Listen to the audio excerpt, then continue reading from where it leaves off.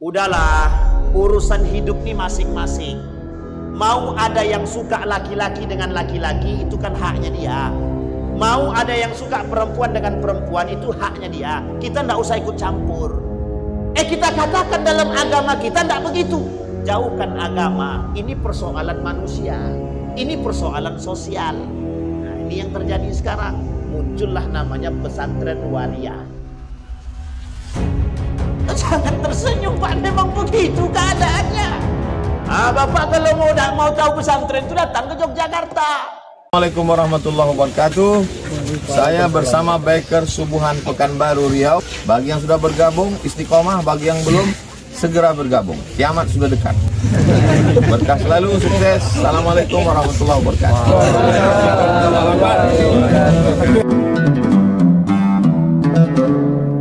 A'udzu billahi minasyaitonir rajim. Bismillahirrahmanirrahim. Assalamualaikum warahmatullahi wabarakatuh. Alhamdulillahi rabbil alamin. Wa bihi nasta'inu ala umurid dunya waddin. Wassalatu wassalamu ala ashrafil anbiya'i wal mursalin wa ala alihi wa sahbihi ajma'in. Allahumma salli wa sallim wa barik ala hadha an-nabiyil karim. Allahumma salli ala Muhammad wa ala ali Muhammad fil alamin innaka Hamidum Majid. Ya ayyuhan nas ittaqu rabbakum alladhi khalaqakum min nafsin wahidah wa khalaqa minha zawjaha wa batha minhuma rijalan katsiran wa nisaa'a wattaqullaha alladhi tasaaluna bihi wal arham innallaha kana 'alaikum raqiba. Wa qala Allah ta'ala ya ayyuhalladzina amanu taqullaha wa qulu qawlan sadida yuslih lakum a'malakum wa yaghfir lakum dhunubakum wa may yuti'illaha wa rasulahu faqad faza fawzan 'azima. Puji syukur kehadirat Allah dengan mengucapkan alhamdulillah rabbil alamin, berselawat kepada Nabi dengan mengucapkan Allahumma salli ala Muhammad wa ala ali Muhammad fil alamin innaka Hamidum Majid. Bapak Ibu sekalian yang berbahagia, mudah-mudahan Bapak Ibu semua, kita semua diberikan kesehatan, kekuatan, keberkahan.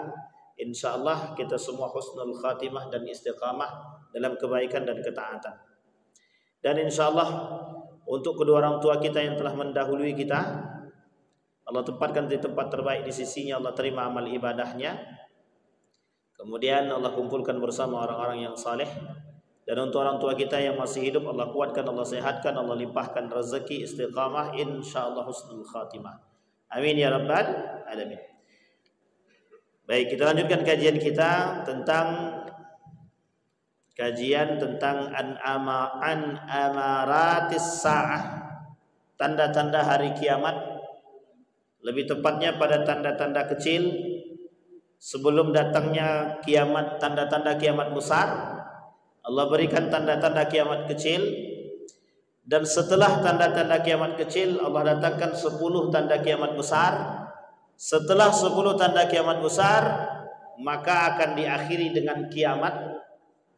Dan kiamat itu kemudian akhir dari perjalanan orang-orang beriman, akhir daripada perjalanan orang-orang muslim atau manusia semua.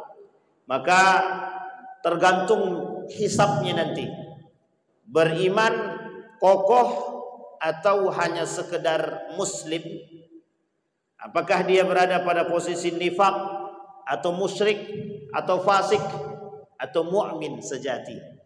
Inilah yang kemudian kita harapkan dari apa yang kita sampaikan, mempertaruhkan diri kita pada iman yang kokoh. Insyaallah kita semua masuk dalam catatan orang-orang yang soleh. Amin ya rabbal alamin.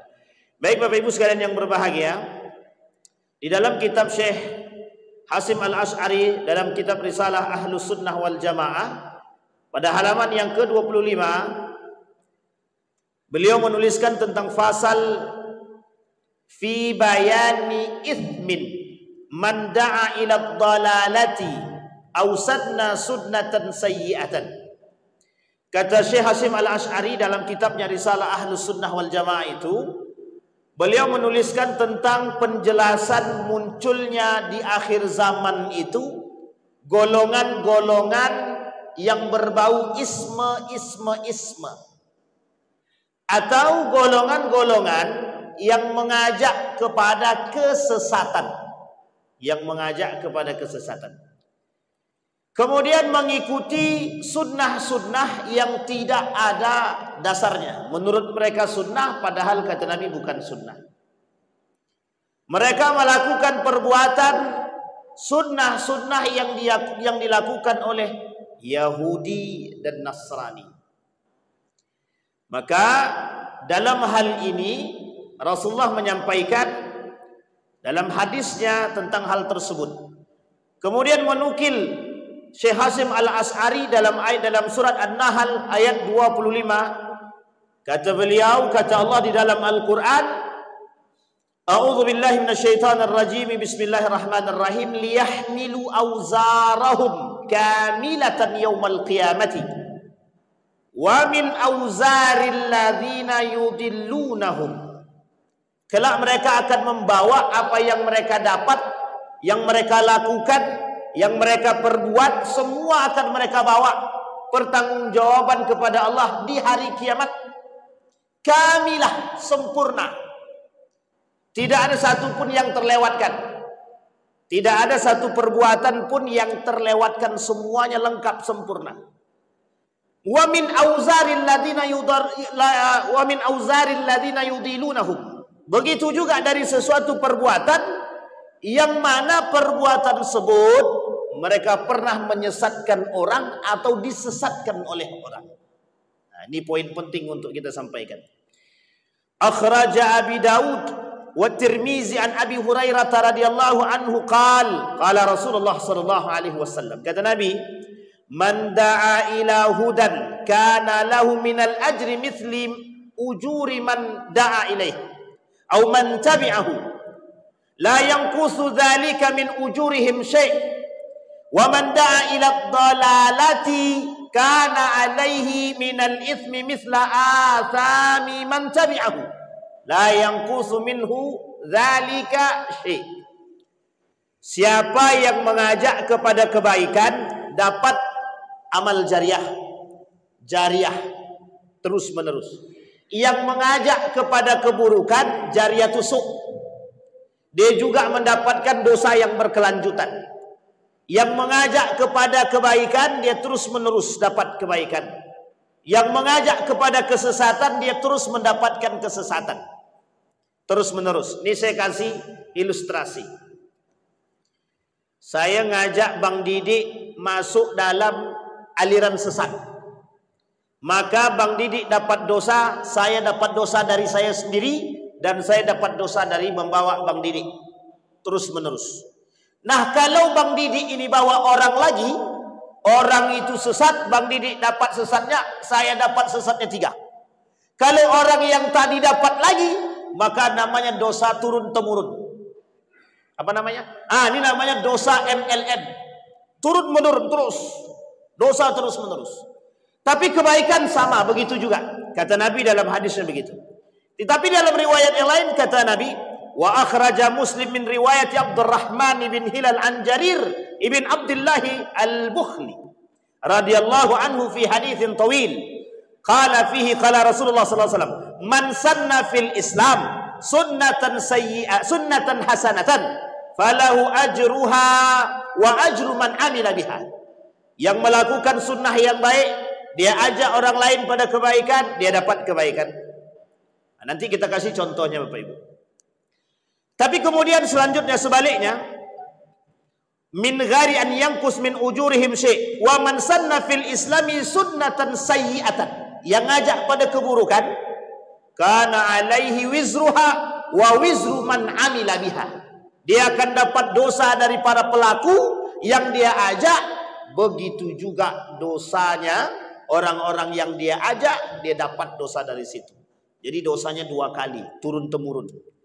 Dan tidak ada pembatasan bagi mereka. Wa qala Mujahid rahimahullahu ta'ala fi tafsiril ayat al-madhkura, hamalahum dhunubu anfusihim Wa dzunubu man ata'ahum, kata Mujahid, mereka datang kepada Allah dengan membawa dosa dan dosa orang yang mengikuti mereka.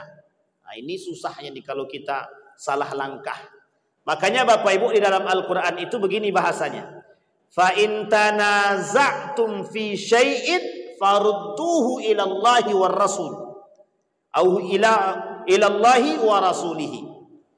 Tapi dalam riwayat dalam ayat yang lain juga Allah katakan, ketika kita mendapatkan kesulitan pemahaman, maka kembalikan kepada yang punya kebenaran itu.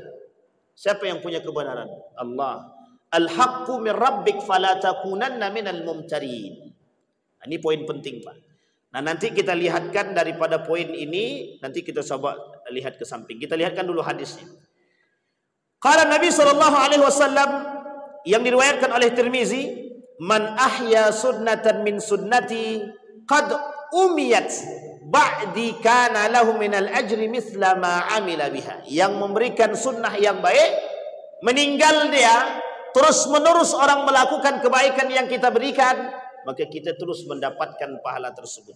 Tapi sebaliknya, man ibtada'a, barang siapa yang melakukan perbuatan bid'atan dolalah, yang bid'ah pada kesesatan, la turdi au la turdallah, Allah tidak ridha dari apa yang dibuat, wa rasuluhu kana alaihi mithlu athima man amila biha, bagi dia dosa wizrun, sekalipun dia dah mati, dia tetap mendapatkan dosa turun-temurun. Nah, Bapak Ibu sekalian yang berbahagia, kata Nabi di akhir, kata Syekh Hashim Al-Asy'ari menukil dari perkataan Nabi di akhir poin pasal tersebut, al-mutamassik bi sunnati inda fasadi ummati lahu ajru mi'ati syahidin.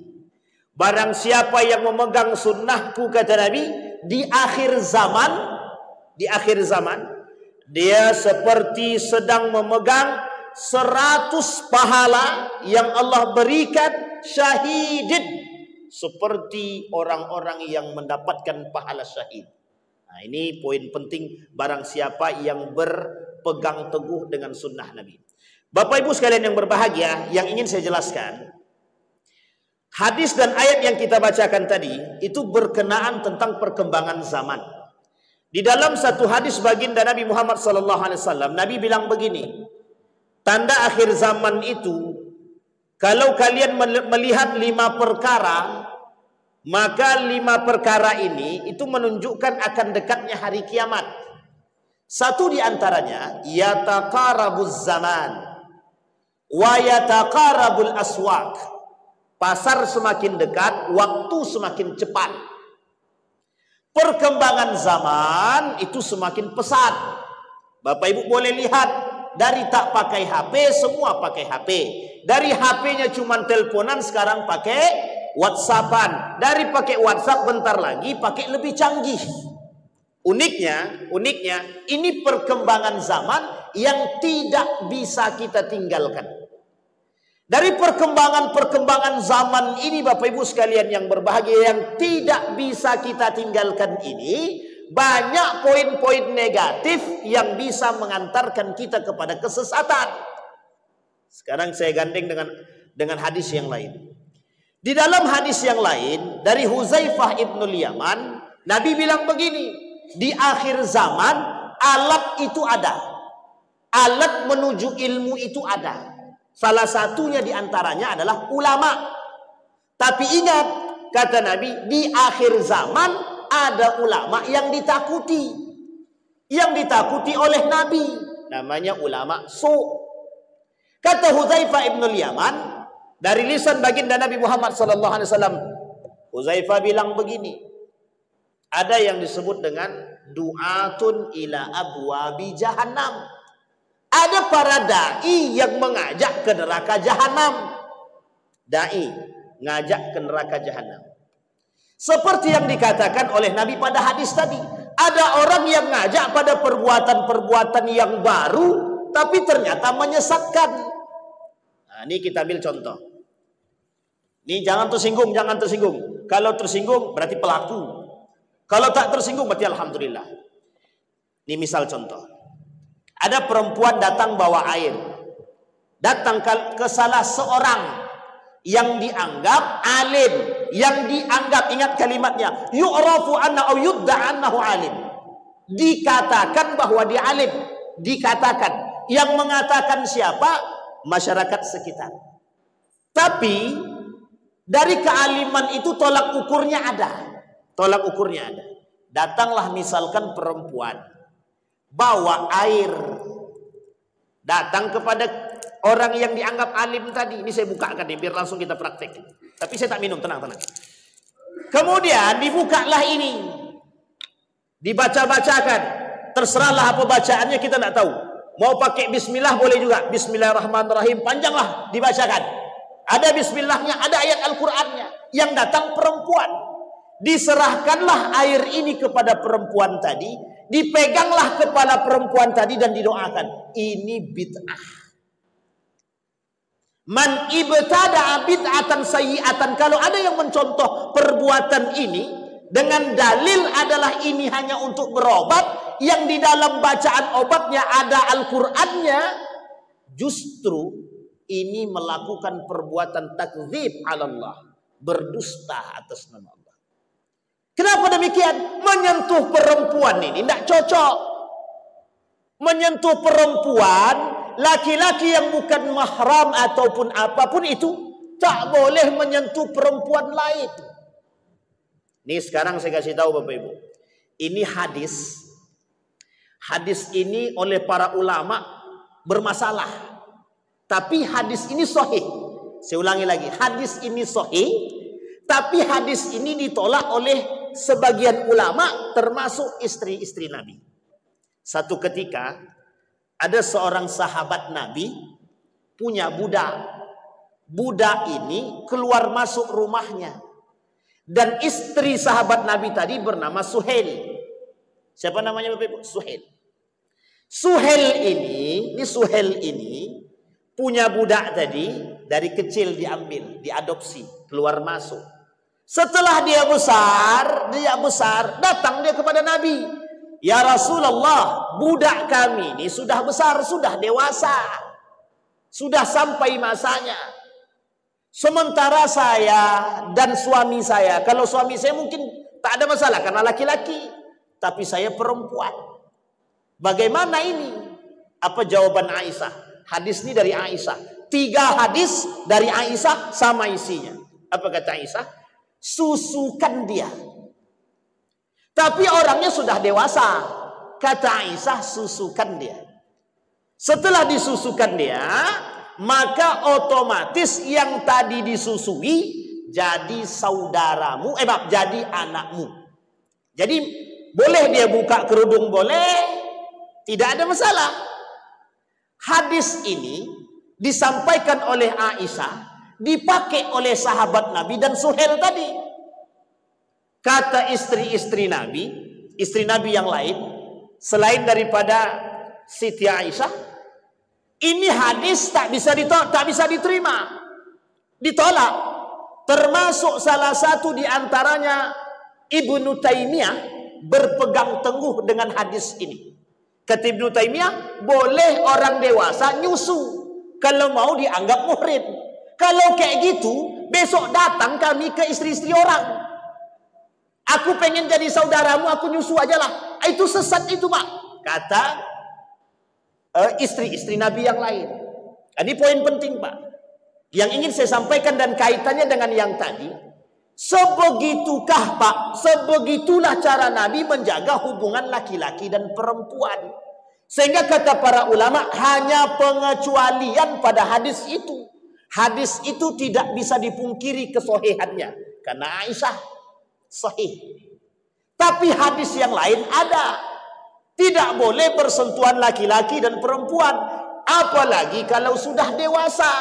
Nah, di sini poin pentingnya. Maka yang boleh menyusu itu, kata para ulama, dalam sebutan radha'ah, susuan persaudaraan tadi, hanya yang belum balik dari ke bawah. Berarti kalau dia baliknya 15, berarti 15 tahun ke bawah. Ada yang memberikan batasan, ada yang semasa susuan. Masa susuan itu dari berapa tahun? 2 tahun ke bawah atau 3 tahun ke bawah. Ke atas tidak mungkin nyusu lagi. Karena susuan bunda itu 2 tahun. Ada yang 3 tahun, ada.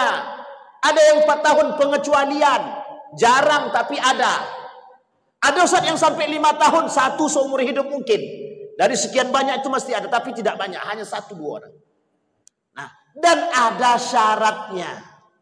Syaratnya kata mazhab Syafi'i, boleh diakui itu dalam persusuan, dalam 5 kali isapan, dan harus masuk ke perut. Kalau cuma sampai di tenggorokan, belum sampai ke perut, belum bisa masuk.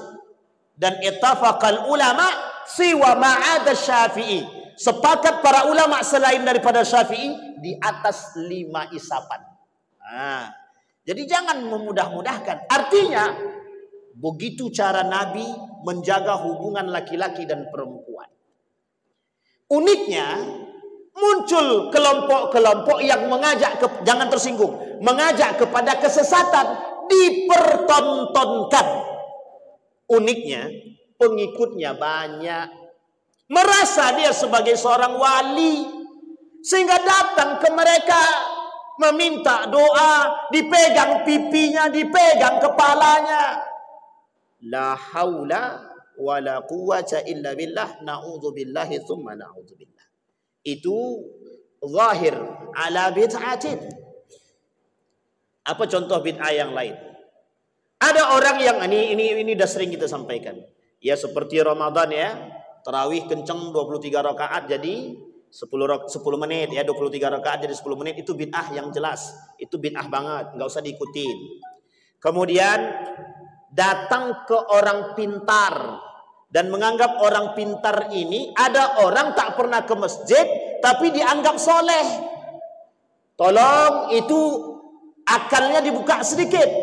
Kalau ada orang ngaku soleh, ini kata Imam Hasan al-Basri, bukan hanya Imam Hasan al-Basri, beberapa para ulama termasuk Mujahid mengatakan, ada orang ngaku soleh, kalau ada manusia mengaku soleh dan alim, sesungguhnya enggak alim. Kau ikut aku aja, tenang.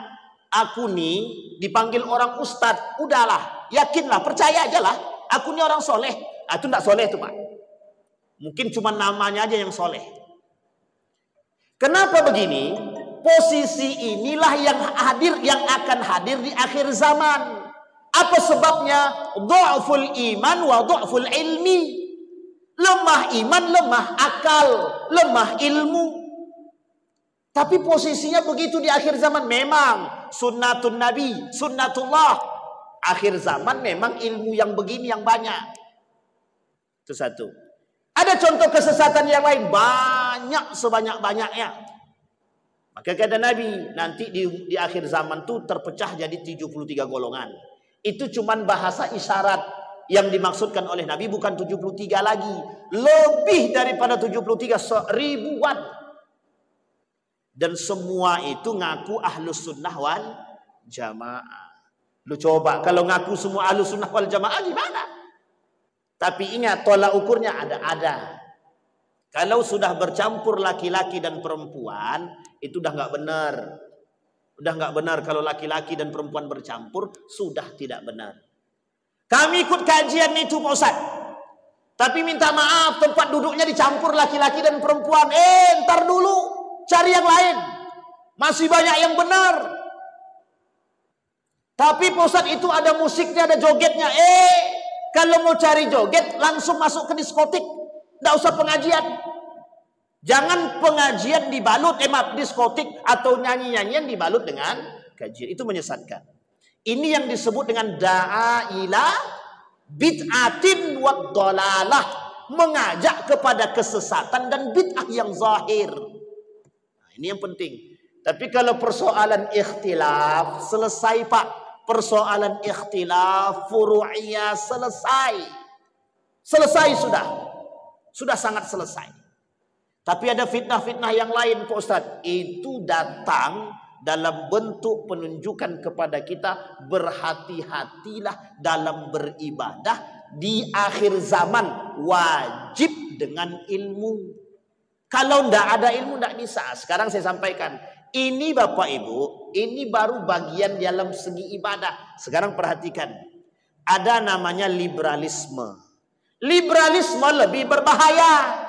Sekulerisme jauh lebih berbahaya. Pluralisme lebih berbahaya lagi.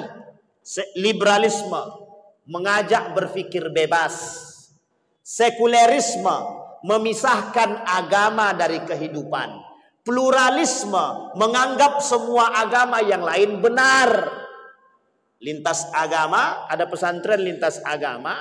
Nah, ini pesantren lintas agama ini perlu ditinjau. Nah, ini namanya cara untuk menyesatkan. Cara untuk menyesatkan umat Islam. Apa harapannya? Harapannya kita semua ini mengakui keberadaan agama yang lain. Kalau keberadaan tidak ada masalah. Kalau kebenaran, itu dia poin penting yang mereka inginkan. Satu. Yang kedua, ini saya cepatin aja persoalan isme-isme ini. Karena ini perang pemikiran. Lain waktu kita bahas satu-satu, itu tidak akan habis-habis itu Pak. Entah berapa SKS pun kita tidak tahu itu. Yang kedua, sekulerisme. Dijauhkan kita dari kehidupan. Apa maksudnya yang dijauhkan kita dari kehidupan? Contoh. Udahlah, urusan hidup nih masing-masing. Mau ada yang suka laki-laki dengan laki-laki, itu kan haknya dia. Mau ada yang suka perempuan dengan perempuan, itu haknya dia. Kita tidak usah ikut campur.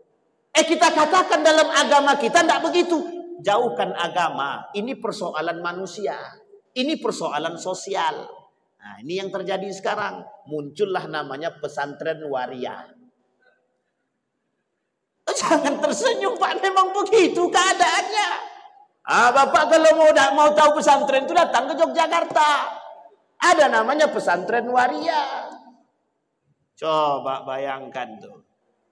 Tapi ini tidak menyesatkan Ustaz, ini biasa aja.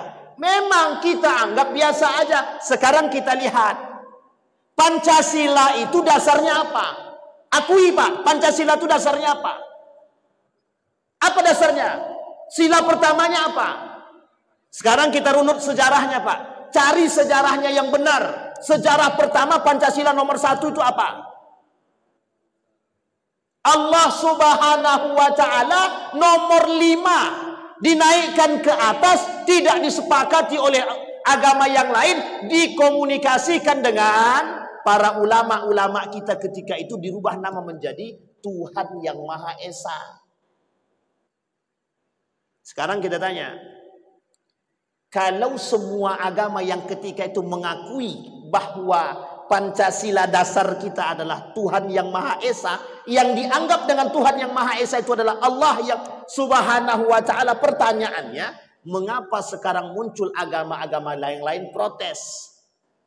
Karena mereka tidak tahu sejarah. Nah, ini poin penting untuk kita sampaikan. Jadi jangan salah Pak. Apa tujuan Partai Komunis itu? Ini bentar lagi 17 Agustus. Oh masih lama ya. Masih 2 bulan lagi.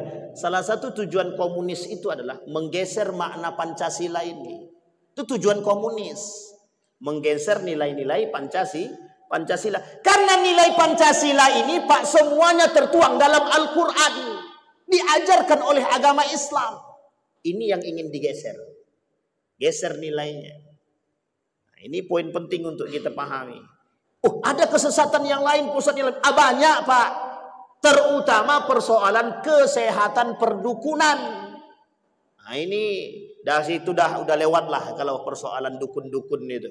Udah khatam kami pusat. Jangan salah, jangan bilang khatam. Banyak di daerah terpencil itu Bapak Ibu sekalian yang berbahagia, yang masih percaya pada hal-hal yang goib. Percaya pada hal goib itu penting, karena itu iman. Masalahnya yang goib yang seperti apa yang dipercayakan. Nah, baru-baru ini kan banyak ada muncul film kan, judulnya apa tadi? Walid nak Dewi kan begitu. Ada bapak tuh enggak tuh. Baik. Nah, satu itu Pak. Jadi poin penting yang ingin kita sampaikan. Kata Nabi, dolalah seperti ini kelak di akhir zaman banyak bermunculan. Sebab dolalah ini kemunculan du'ful aqli wa du'ful iman. Lemahnya ilmu dan iman. Sehingga lisan ini menghipnotis manusia. Dengan lisan ini Orang banyak yang tertipu, seolah-olah dia mampu, seolah-olah dia wali, seolah-olah dia orang-orang yang diberikan karamah. Ingat Pak, ini saya kasih tahu tolak ukurnya. Kalau ada orang alim ngaku alim, sesungguhnya dia tidak alim. Kalau ada orang alim menyentuh perempuan berlebihan, maka sesungguhnya dia bukan orang alim. Ini poin penting. Kalau ada orang alim tidak berakhlak, ngaku hafal Quran dia, ngaku pinter dia, cerdas dia, dan lain sebagainya, tapi tak punya akhlak, tak punya adab, tidak bisa dikatakan alim. Orang alim itu kombinasi ilmu dan iman. Inilah Bapak Ibu yang kelak di akhir zaman, bukan kelak, sekarang, itu akan hilang di tengah umat muslim dan umat manusia. Yang tersisa orang pinter atau orang beriman. Orang pinter tanpa iman, orang iman tanpa ilmu. Yang baik itu yang mana? Dua-duanya. Orang berilmu, ada orang beribadah tanpa ilmu. Yang terjadi sesat dan menyesatkan. Ada orang berilmu tapi tidak mau ibadah. Sama. Nah, yang paling penting dua-duanya nih. Mencari dua-duanya ini langka di akhir zaman. Kenapa kok langka Pak Ustaz? Ya memang begitu kata Nabi, mau gimana? Nah, sampai di sini bisa dipahami Bapak Ibu? Baik. Ini persoalan, nah kata Nabi, isme-isme yang tadi akan muncul. Kita ambil contoh untuk perempuan. Ada namanya feminisme. Ada namanya gerakan kewanitaan dan lain sebagainya, apalah terserah. Feminisme adalah salah satu gerakan yang menolak nilai-nilai Islam, terkhusus pada aspek hak dan kewajiban perempuan.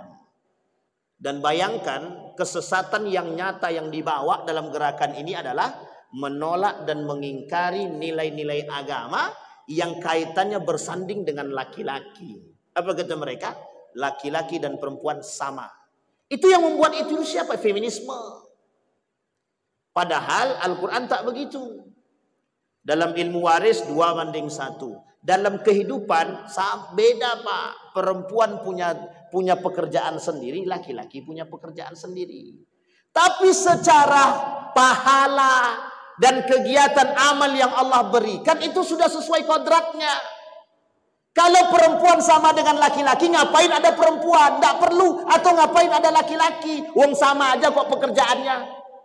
Kalau perempuan mau ngotot juga pengen kerja, ya udah kami laki-laki ini jadi perempuan aja. Biar sama. Atau kalau laki-laki tetap ngotot pengen jadi perempuan, ya udah potong. Kan begitu harusnya. Tapi Allah sudah kasih dua-dua itu agar manusia berpikir. Itu yang terjadi sekarang. Maka perempuan ngotot, pokoknya kalau kami tak kerja, kau tak boleh nikah dengan aku. Syarat kau menikah dengan aku harus kerja. Besok Pak kalau punya anak, kalau ada perempuan begitu, tinggalkan, cari perempuan yang lain. Orang perempuan begitu tuh, mohon maaf ibu-ibu jangan tersinggung. Ini sama sekali tak menyinggung. Karena begitu keadaannya sekarang. Seolah-olah tanggung jawab pekerjaan itu milik perempuan. Salah, fitrahnya nafkah laki-laki bukan perempuan. Oh kalau perempuan ingin kerja, apakah Islam melarang? Tidak. Gerakan yang muncul di akhir zaman itu gerakan menolak bahwa laki-laki itu lebih baik daripada perempuan. Kita laki-laki ini tidak mengatakan lebih baik daripada perempuan.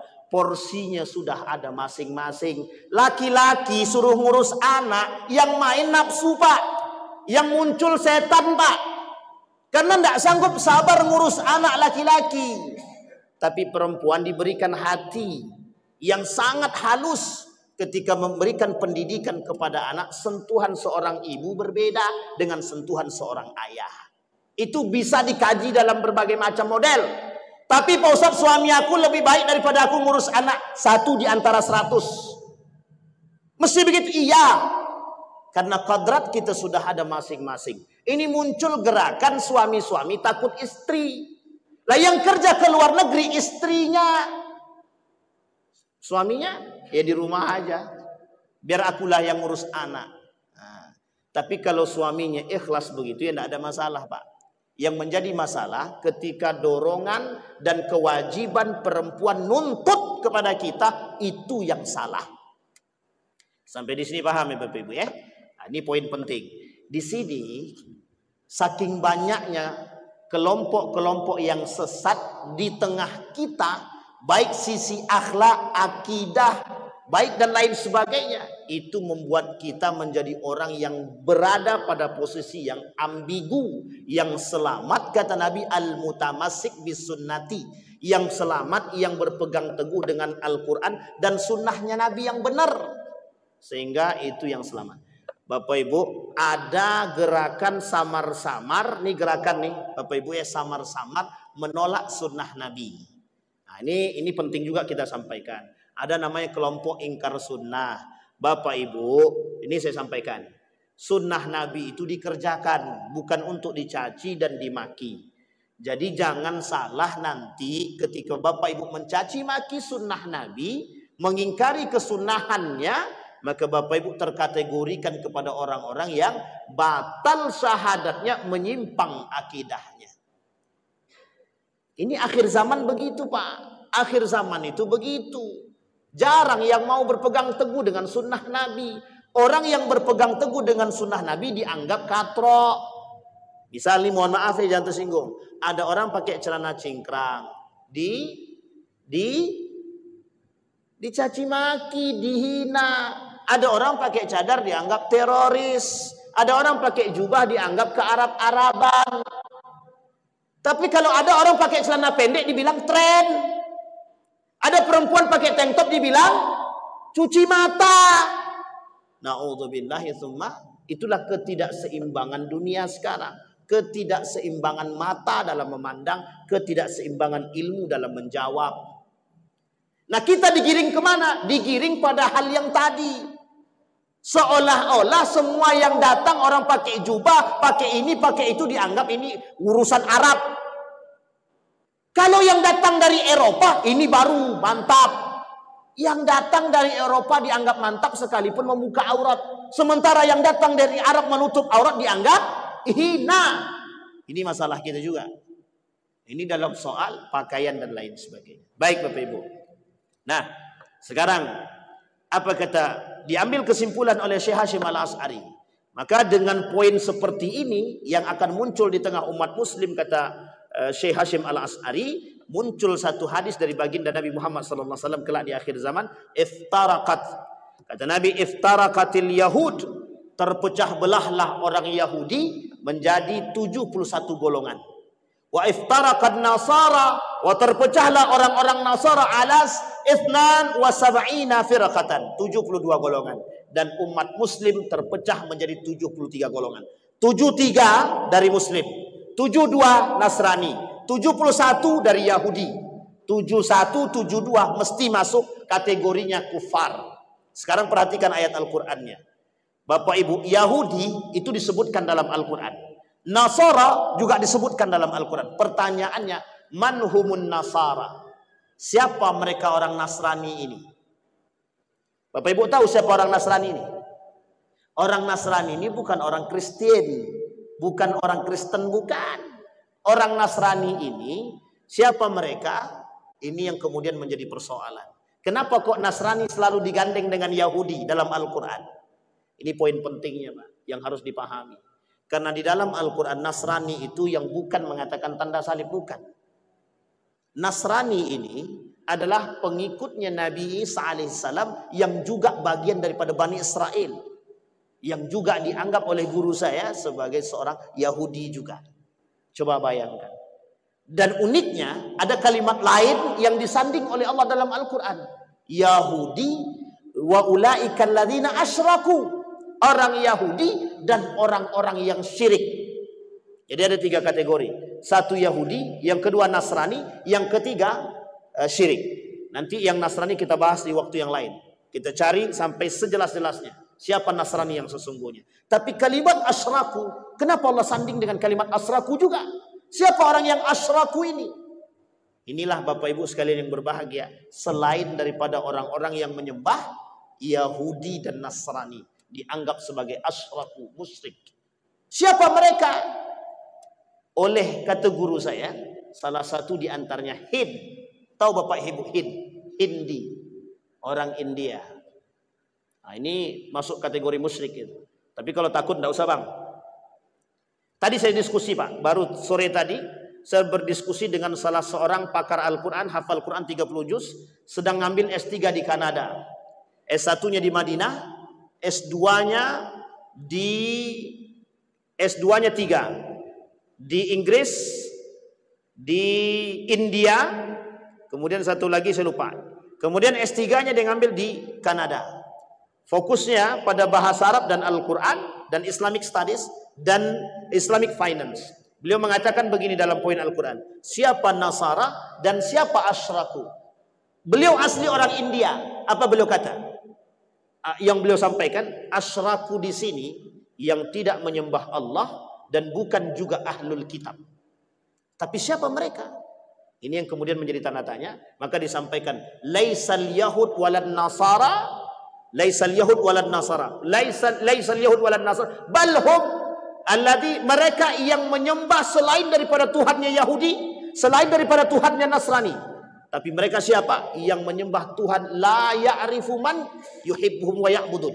Mereka yang tidak mengerti siapa Tuhannya, mereka menyembah tanpa ilmu, masuk dalam kategori asyraku, syirik. Berarti siapa mereka? Ada di sini, ada Pak. Orang yang syirik itu kata para ulama, Wahbah Zuhairi bilang asyraku di sini mereka yang menyembah tapi mereka menyeleweng. Mereka yang kenal Allah tapi mereka menyimpang dalam agama Islam.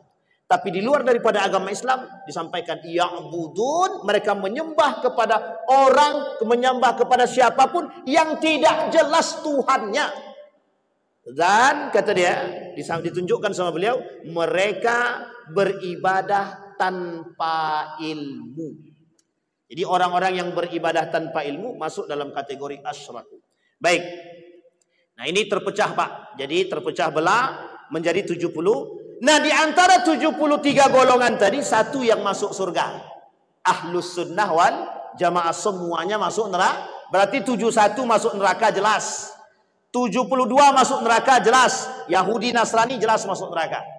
Tapi tak disebutkan di situ, mohon maaf, tidak disebutkan di situ agama-agama yang lain. Karena di situ cuma disebutkan Yahudi dan Nasrani. Majusi kok nggak disebut? Kenapa nggak disebut Majusi di sini? Nah, ini poin penting juga untuk kita sampaikan.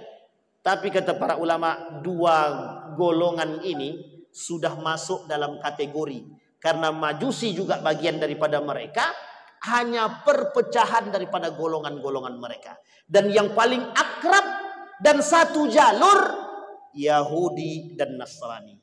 Jadi Nasrani di sini, kata beliau, jangan salah paham, bukanlah orang yang sekarang ini disebut dengan Kristen, bukan. Tapi lebih daripada itu, kata beliau.